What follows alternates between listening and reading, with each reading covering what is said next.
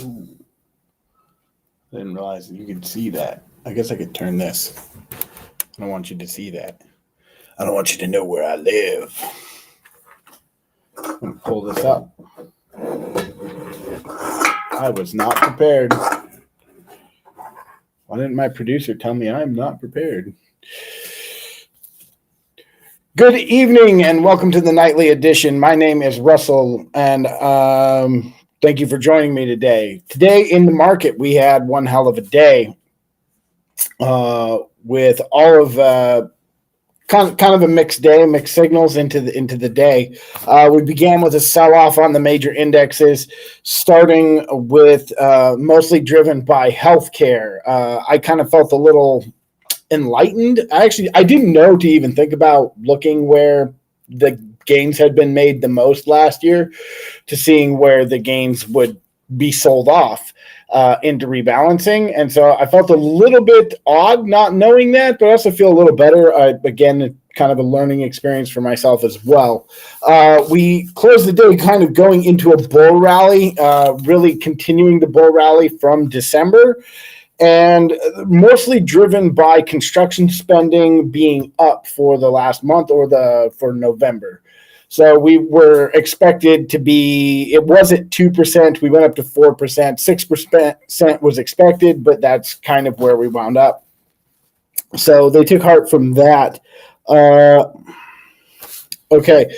So now we have the bull rally going into January, and a big thing that happens here is what's called the January effect, where they believe that stocks have the biggest rise in January and the biggest climb up there on the end of rebalancing, which would make sense. If I'm taking profits off of one place and moving them to another place, those other stocks would run up pretty high.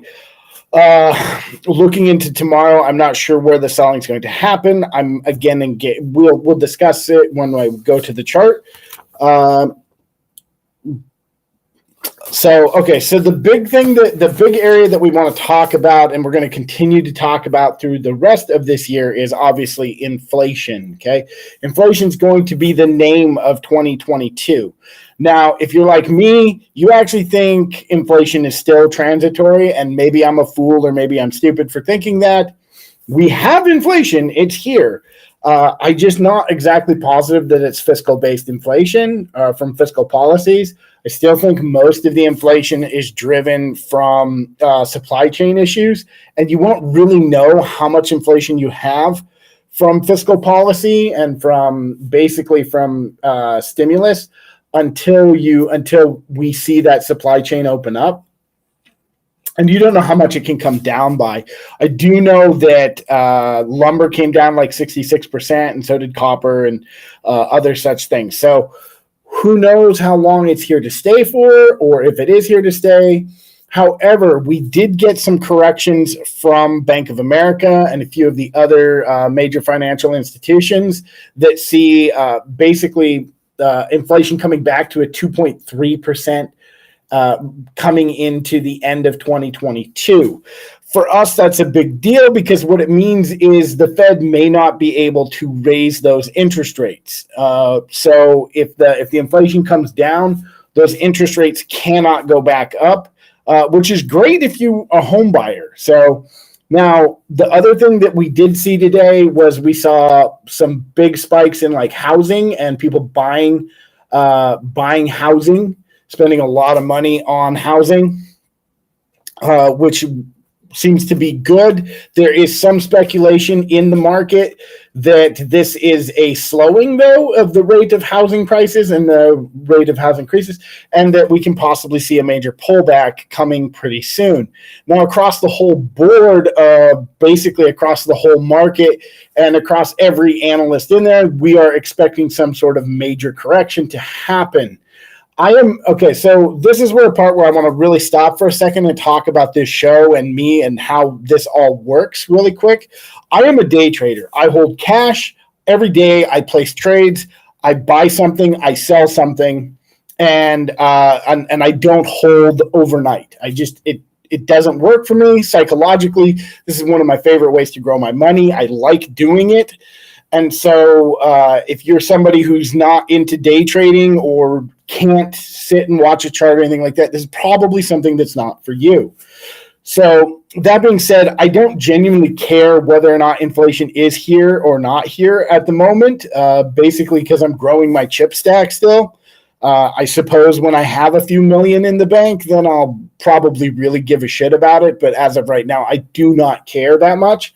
What I care is what the market's perception is of inflation and whether or not the market is actually going to do anything with it.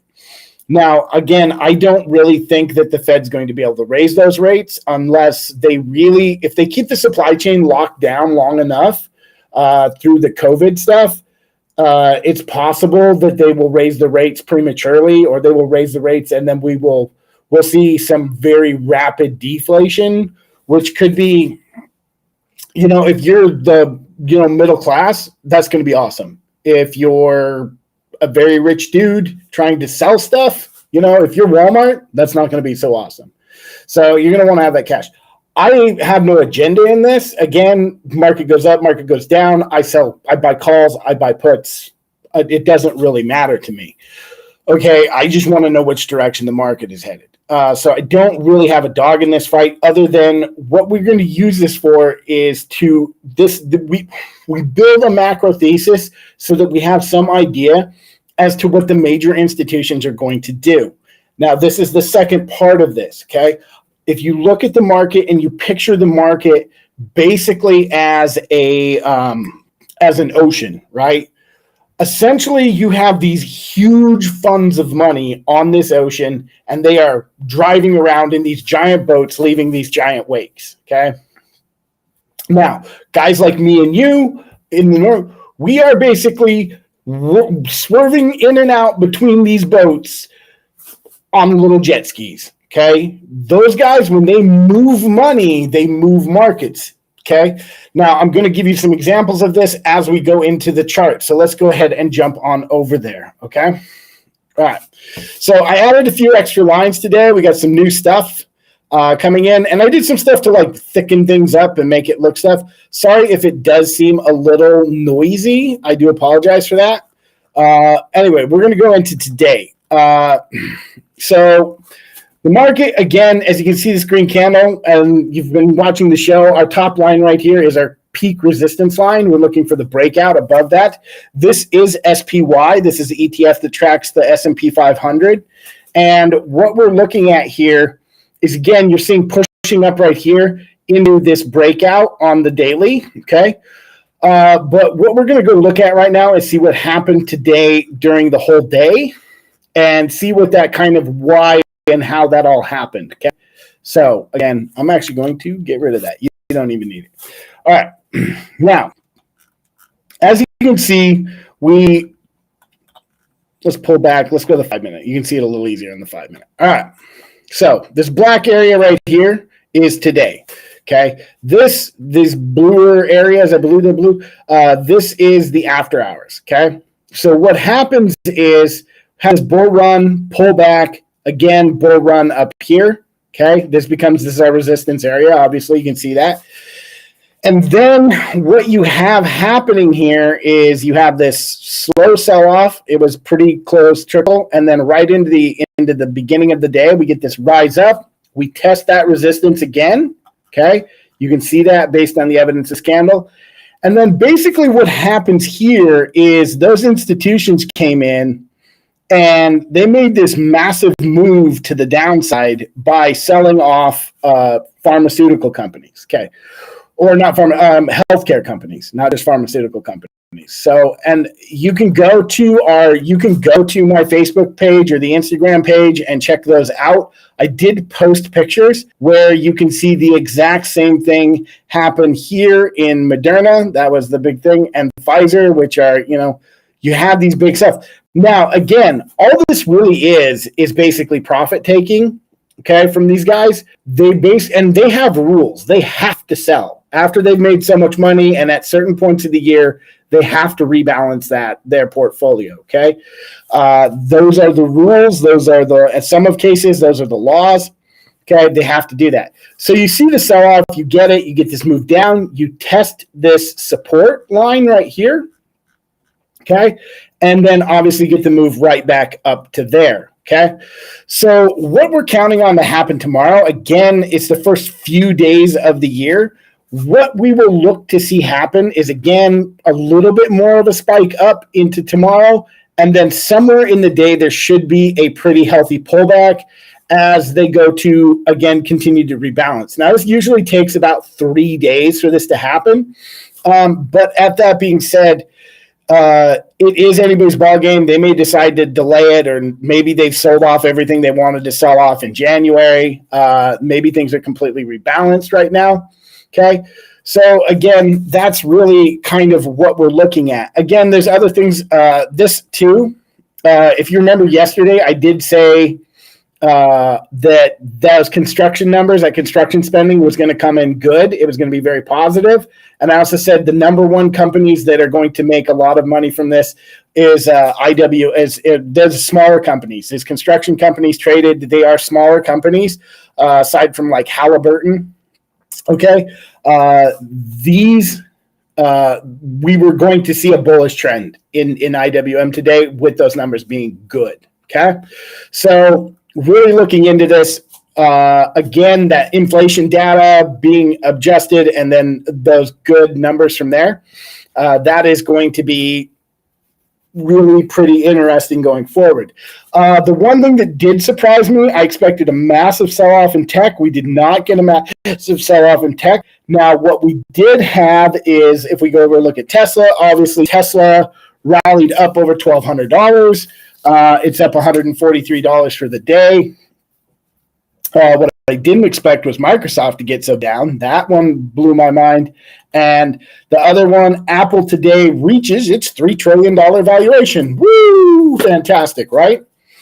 Okay, so that's really kind of what we have to look at. Now, again, let's go do a little bit more of a technical analysis on IWM. It's one I trade frequently. It's one I like trading. Okay, again, on the daily, kind of what we've talked about before, see the move up, the break above the 50. Really need to see this next move up above these sort of resistance points. And all of these lines in here, I could probably draw another one right there, right here, the top.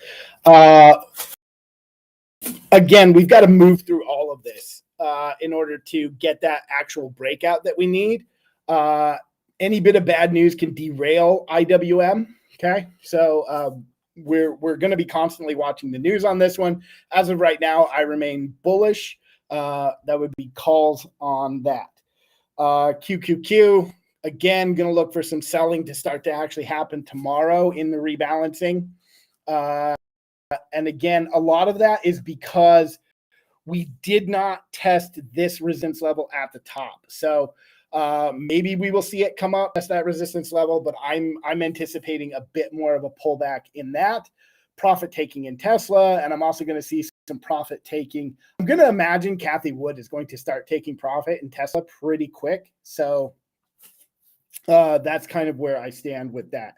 Apple, again, historically, Apple has reached all-time highs and then gives us a double-digit pullback in percentage. So we might see this come back another $18 before it continues on. You can, again, we're looking at the daily. Again, you can see new high, goes down, new high, pulls back, new high, pulls back, right? So we could probably see some profit taking as people jockey position or rebalance their positions within Apple. Would not be surprised. A lot of the stuff that's going to happen in Apple is going to be relative to them getting their electric vehicle out and on the road next year. So we will see what happens with Apple. I'm not too worried about most of these. Again, I stay concentrated to QQQ, IWM, and SPY. Those are the ones I kind of stick to. Again, really expecting to see SPY give us a pullback early in the morning and then continue this bull run. Looks like a breakout for sure.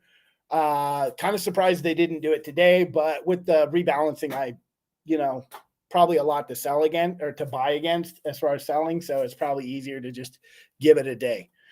All right. I think that does it for our chart, our technical analysis, and kind of what's going on in the market. One of the things I want you guys to be aware of, and something I'm going to start bringing into the show, is the VIX. This is the volatility index. I'm pretty interested in this. I've been working to learn to use it.